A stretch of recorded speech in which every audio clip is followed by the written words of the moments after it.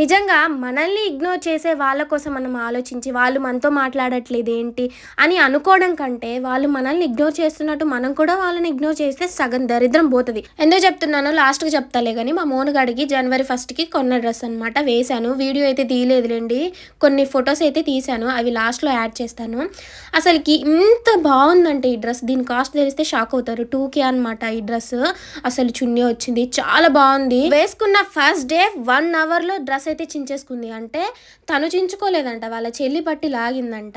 మొత్తానికైతే సైడ్‌కైతే కుట్లు అయితే పికిలిపోయాయి. దాన్ని వేయించొచ్చు. నేనైతే ఎంత బాధపడ్డానో, నా డ్రెస్‌కి ఏమైనప్పుడు కూడా నేను ఇంత బాధపడలేదు. అసలు చాలా బాధపడ్డా. ఎంత బావుంది నా బిడ్డ, పుట్ట బొమ్మలాగుంది. ఒక 3 ఇయర్స్ దాకా కూడా వేసుకోవచ్చు. తర్వాత సోనుగాడికి బావుంటది కదా అన్నట్టు అనుకుంటే చించేశారు. నాకేం చేయాలో అర్థం కావట్లేదు. ఈ డ్రెస్ అయితే 31st నైట్ వేశాను. మా సోను పాపకి వేసిన డ్రెస్ అయితే చూపియలేదు కదా, ఇప్పుడు చూపిస్తాను. దాన్నైతే వాష్ చేయలేదు.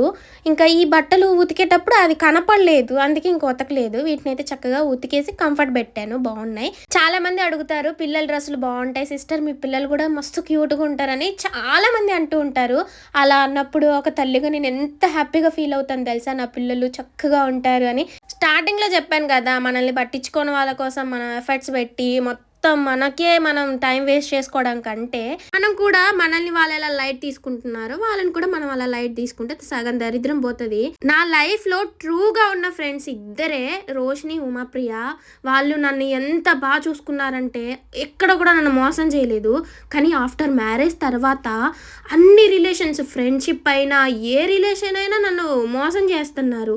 నా ముందు మంచిగా మాట్లాడి నేను గొప్ప అని చెప్పి నా ముందు, నా వెనకాల నాకు నచ్చని పర్సన్కి నా గురించి తప్పుగా చెప్తున్నారు లేనివి. అవి తెలుసుకున్నప్పుడు ఎంత ఏడ్చాను తెలుసా.